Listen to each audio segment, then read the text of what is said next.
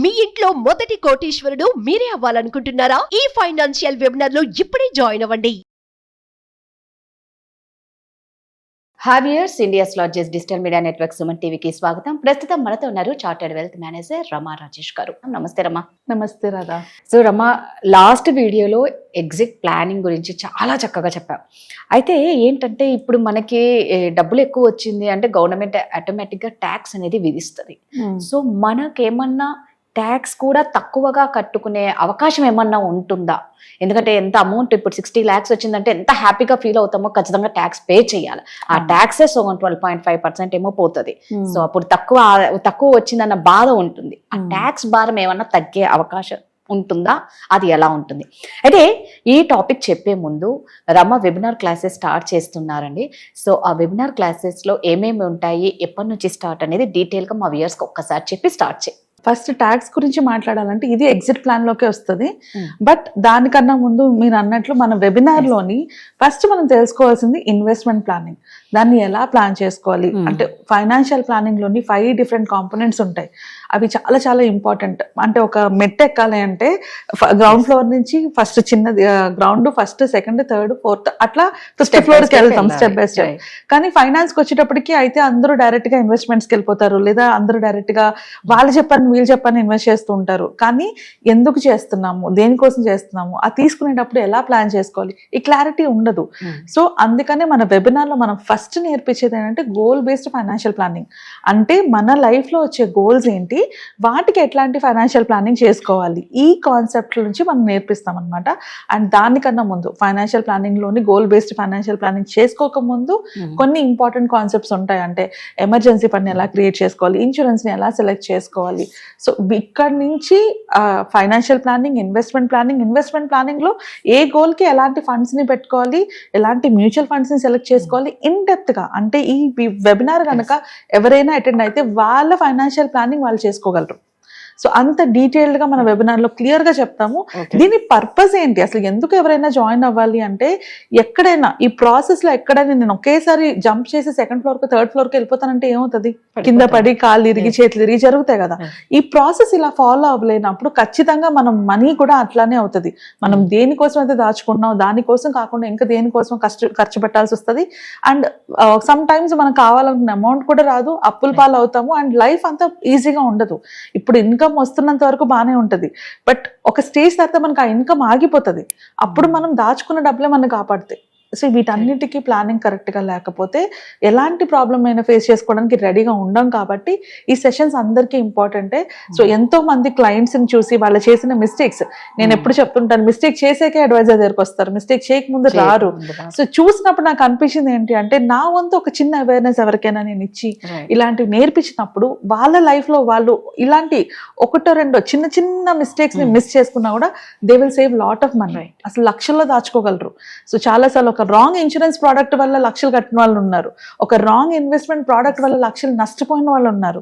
So ఇవన్నీ వాళ్ళు save చేసుకోగలరు కదా అని వెరీ బేసిక్ పేమెంట్ అమౌంట్ కూడా మనం ఎక్కువ ఛార్జ్ చేయట్లేదు, చాలా తక్కువ అమౌంట్తోనే అవేర్నెస్ క్రియేట్ చేయడానికి ఈ వెబినార్ని కండక్ట్ చేస్తున్నాం. వెబినార్లో ఇన్ డీటెయిల్గా ఇన్ డెప్త్గా అన్ని నేర్పిస్తాము.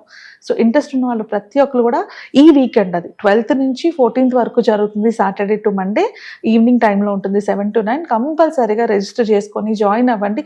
ఇది ప్రతి ఒక్కరికి అవసరం. ఎందుకంటే ఏ కాలేజ్లోని, స్కూల్లోని, ఆఫీస్లోని ఎక్కడ కూడా, ఈవెన్ మన ఇంట్లో కూడా మనకు నేర్పించరు. మనకి తెలియదు కాబట్టే మనం మిస్టేక్స్ చేస్తున్నాం, తెలిసి ఎవరు తప్పులు చేయాలి. సో అది తెలుసుకోవడం ఎలాగా, ఒకవేళ మీరు ఎవరైనా అడ్వైజర్ దగ్గరికి వెళ్ళాం, మీ ఫ్రెండ్స్ చెప్పినా కూడా వాళ్ళు చెప్తుంది కరెక్టా కాదా అని మీకు తెలియాలి కదా. అలా తెలియాలనే ఈ నాలెడ్జ్ అంతే చాలా ఇంపార్టెంట్. సో ఖచ్చితంగా రిజిస్టర్ అవ్వండి, రిజిస్టర్ అయ్యి వెబినార్లో జాయిన్ అవ్వండి. నేను అక్కడ ఇంకా డీటెయిల్డ్గా ఇన్డెప్త్గా మీకు క్లియర్గా అన్ని ఎక్స్ప్లెయిన్ చేస్తాను. కమింగ్ టు ద టాపిక్, ఇప్పుడు మన టాపిక్ వచ్చేటప్పటికి ఎగ్జిట్ ప్లాన్లోని ఇంపార్టెంట్ ప్లాన్ ఏంటి అంటే ట్యాక్స్ ప్లానింగ్. సో మనం ట్యాక్స్ ప్లానింగ్ కూడా ప్రాపర్గా ఇన్వెస్ట్మెంట్ స్టార్ట్ చేసిన దగ్గర నుంచి చేసుకోగలిగితే మనము అంటే మీరు అన్నట్లు ఒకేసారి 60 లక్షలు 50 లక్షలు ప్రాఫిట్లు తీసుకోవాల్సి వచ్చినప్పుడు అంతంత ట్యాక్స్ కట్టకుండా మనం సేవ్ చేసుకోవచ్చు. ఈ ప్రాసెస్ నే ట్యాక్స్ హార్వెస్టింగ్ అంటారు అనమాట. సో ట్యాక్స్ హార్వెస్టింగ్ అంటే ఏంటి, ప్రతి సంవత్సరం కూడా మనకు వచ్చిన ప్రాఫిట్స్ లోని గవర్నమెంట్ ఒక రూల్ ఇచ్చింది, అంటే మనకు వచ్చిన ప్రాఫిట్ లోని 1.25 lakhs వరకు కూడా మనం ట్యాక్స్ బెనిఫిట్ పొందొచ్చు. సో ట్యాక్స్ హార్వెస్టింగ్ లో ఏం చేస్తామంటే ప్రతి సంవత్సరం కూడా వచ్చిన ప్రాఫిట్ లోంచి ఒకవేళ 5 లక్షలు నేను ఇన్వెస్ట్ చేశాను, అది ఇప్పుడు 6.5 లక్షలు అయింది, 6,25,000 అయింది అనుకో, ఆ 1.25 lakhs నేను బుక్ చేసుకుంటాను అనమాట. బుక్ చేసుకుంటే నాకు అది మొత్తం అంటే అక్కడ ట్యాక్స్ పడదు కదా ఇంకే సంవత్సరం. సో నెక్స్ట్ ఇయర్ కి 6.25 నాకు నా ఇనిషియల్ ఇన్వెస్ట్మెంట్ అయిపోతుంది. ఇలా ప్లాన్ చేసుకోవచ్చు, బట్ ఇది ఒక ప్రాపర్ పద్ధతిలో చేయాలి. ఇంకా క్లియర్ గా దాని గురించి చెప్పే ముందు అసలు ఇది ఎలా వచ్చింది అంటే చిన్న బ్యాక్గ్రౌండ్ తెలుసుకుందాము. సో 2004-2005 ఆ పీరియడ్ లో అంటే అప్పటి మన ఫైనాన్షియల్ మినిస్టర్ ఎవరైతే ఉన్నారో ఆయన ఒక అంటే జనాల్లోని ఇన్వెస్ట్మెంట్ మీద అవగాహన పెంచడానికి, లాంగ్ టర్మ్ ఇన్వెస్ట్మెంట్ అన్న ఒక హ్యాబిట్ ని క్రియేట్ చేయడానికి, మ్యూచువల్ ఫండ్స్ లోని స్టార్ట్ చేయడానికి ఒక మంచి రూల్ తో వచ్చారనమాట. అంటే మీరు ఏదైనా లాంగ్ టర్మ్ ఇన్వెస్ట్ చేస్తే దాని మీద 0 tax అని. సో అంతవరకు కూడా మ్యూచువల్ ఫండ్స్ ఉన్నా కూడా పెద్దగా జనాలు దాని మీద ఎక్కువ ఇంట్రెస్ట్ చూపించలేదు. ఇప్పట్లా సోషల్ మీడియా అప్పుడు లేదు కదా. సో అందుకని మీరు ఏదైనా లాంగ్ టర్మ్ కోసం ఇన్వెస్ట్ చేస్తే దాని మీద అసలు ట్యాక్స్ పే చేయక్కర్లేదు అన్న పాయింట్ లో నుంచి చాలా మంది ఆ లాంగ్ టర్మ్ ఇన్వెస్ట్మెంట్స్ అంటే ఏంటి అని సర్చ్ చేయడం మొదలుపెట్టి అట్లా ఇన్వెస్ట్మెంట్ స్టార్ట్ చేసి ఇటు రియల్ ఎస్టేట్ అయినా అటు మ్యూచువల్ ఫండ్స్ అయినా ఇవన్నీ కూడా అలా ఇన్వెస్ట్ చేసుకున్న ప్రోడక్ట్సే అనమాట. ఇది ఎంతవరకు బాగానే ఉంది అంటే 2018 వరకు ఎవరైతే ఇన్వెస్ట్ చేశారో వాళ్ళ ప్రాఫిట్స్ పొందుతూనే ఉన్నారు. 2018కి వచ్చేటప్పటికి ఓన్లీ మ్యూచువల్ ఫండ్స్ లోనే 1,60,000 కోట్ల వరకు లాంగ్ టర్మ్ గెయిన్స్ వచ్చాయన్నమాట. సో గవర్నమెంట్ కి ఇక్కడ ఒక పెద్ద కనిపించింది, అంటే ఇన్వెస్ట్మెంట్ అంటే ఒక అర్నింగ్ ఆపర్చునిటీ కనిపించింది. 1,60,00,000 జనాలు దాచుకోగలుగుతున్నారు, దీంట్లో మనం ఎంతో కొంత ట్యాక్స్ తీసుకోవాలి అనేసి. అలాగని ట్యాక్స్ తీసుకుంటా అంటే ఊరుకోరు కదా. అందుకని ఒక ఊరట అనమాట. ఆ ఊరట ఏంటి, ₹1,00,000 అంటే 2018 లోని ₹1,00,000 వరకు మీకు వచ్చిన ప్రాఫిట్ మీద ఏం ట్యాక్స్ పే చేయక్కర్లేదు. 1,00,000 పైన మీకు ఏమైనా ప్రాఫిట్ వస్తే దాని మీద 10% ట్యాక్స్ పే చేయాలి అని చెప్పేసి ఒక రూల్ తీసుకొచ్చారు. సో ఆబ్వియస్లీ జనాలు అంటే మొత్తంగా ట్యాక్స్ కట్టాలంటే ఊరుకోరు కాబట్టి ఒక 1 lakh వరకు బెనిఫిట్ ఇచ్చారు.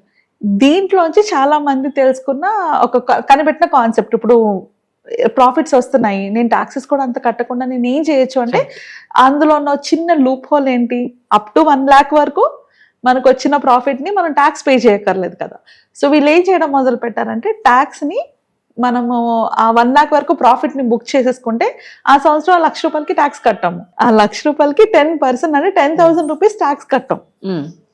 అంటే 10,000 మనం సేవ్ చేసుకుంటున్నాం. మన ట్యాక్స్ మొత్తం అమౌంట్ కట్టడం 10,000 సేవ్ చేసుకుంటున్నాం. అట్లా మనం సేవ్ చేసుకోవచ్చు. ఇప్పుడు ఈ ఫైనాన్షియల్ ఇయర్ లోని రూల్ ఏంటి అంటే 1,25,000 వరకు బెనిఫిట్ ఉంది, ట్యాక్స్ బెనిఫిట్.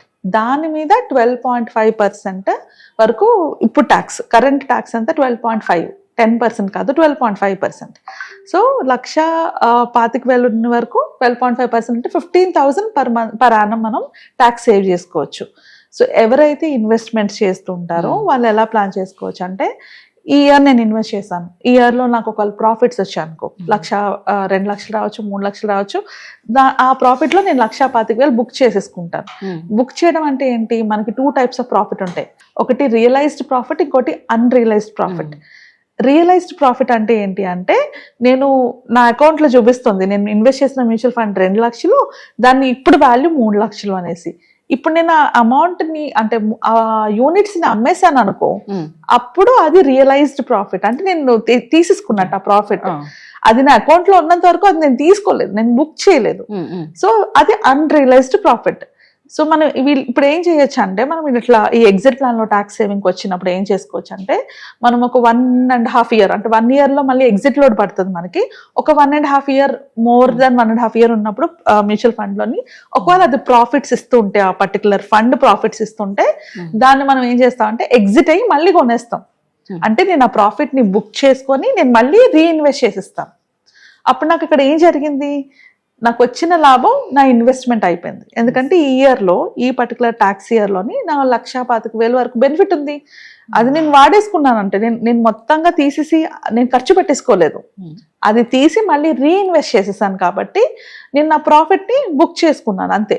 అక్కడ బుక్ చేసుకోవడం వల్ల ఈ 1,25,000 వరకు నేను లాభం పొందాను కదా. అలా ఎవ్రీ ఇయర్ మనం ఇన్వెస్ట్ చేస్తున్న ప్రతి ఇయర్ కూడా మనం చేసుకోగలిగితే ఓన్లీ ఫస్ట్ ఇయర్ మాత్రమే 1 ఇయర్ కన్నా ఎక్కువ ఉండాలి. మిగిలిన తర్వాత 1 ఇయర్ తర్వాత ఎవ్రీ ఇయర్ కనుక మనం చేసుకోగలిగితే సంవత్సరానికి 15,000 దగ్గర ట్యాక్స్ సేవ్ చేసుకుంటాం. సో అలా 5 ఇయర్స్ పాటు 6 ఇయర్స్ పాటు అంటే ఈ అమౌంట్ కూడా యాడ్ అవుతుంది కదా. అలాగే మనం ఎగ్జిట్ అయ్యే టైంకి మనం ఒకేసారి కూడా ఇలా ఎగ్జిట్ అయిన అమౌంట్ ని మనం వేరే దాంట్లో మూవ్ చేసుకోవచ్చు కూడా. దీన్ని ట్యాక్స్ హార్వెస్టింగ్ అంటారు. బట్ ఇప్పుడున్న కరెంట్ సినారియోలోని మన మార్కెట్ లాసెస్ లోకి వెళ్ళింది కదా. సో ఇలాంటప్పుడు కూడా ఏమైనా చేసుకోవచ్చా అంటే ఎస్, మనం మార్కెట్ లాసెస్ ని కూడా మనం అడ్వాంటేజ్ కింద వాడుకోవచ్చు. దీన్ని పార్ట్ 4 లో చెప్పుకుందాము. సో దట్ ఈ నాలెడ్జ్ తెలిస్తే చాలా మంది వాళ్ళు ట్యాక్సెస్ సేవ్ చేసుకోవడంతో పాటు కూడా ఎక్స్ట్రా ట్యాక్సెస్ పే చేయకుండా ఉంటారు. ఇది legally ethically right, it's not wrong. మనం ఉన్న బెనిఫిట్ ని మనం యూజ్ చేసుకుంటున్నాం అంతే. సో అలా మనం ప్లాన్ చేసుకుంటే మనం లాసెస్ ని కూడా అవాయిడ్ చేసుకోవచ్చు. అంటే లాసెస్ ని కూడా మనకి ప్రాఫిట్ కింద యూజ్ చేసుకోవచ్చు. అది నెక్స్ట్ వీడియోలో డీటెయిల్ గా ఎక్స్ప్లెయిన్ చేస్తాను. సో అందుకే అండి అడ్వైజర్ అనేది చాలా ఇంపార్టెంట్. చూసారా, లాసెస్ లో కూడా యూజెస్ ఉన్నాయి అని తెలుసుకోవడం అనేది చాలా కష్టం. అది అడ్వైజర్స్ తో మాత్రమే చేసుకోవచ్చు. సో ఎవరికి ఏమాత్రం డౌట్ ఉన్నా కింద స్క్రోల్ అవుతున్న నెంబర్కి కాంటాక్ట్ అవ్వండి. Thank you.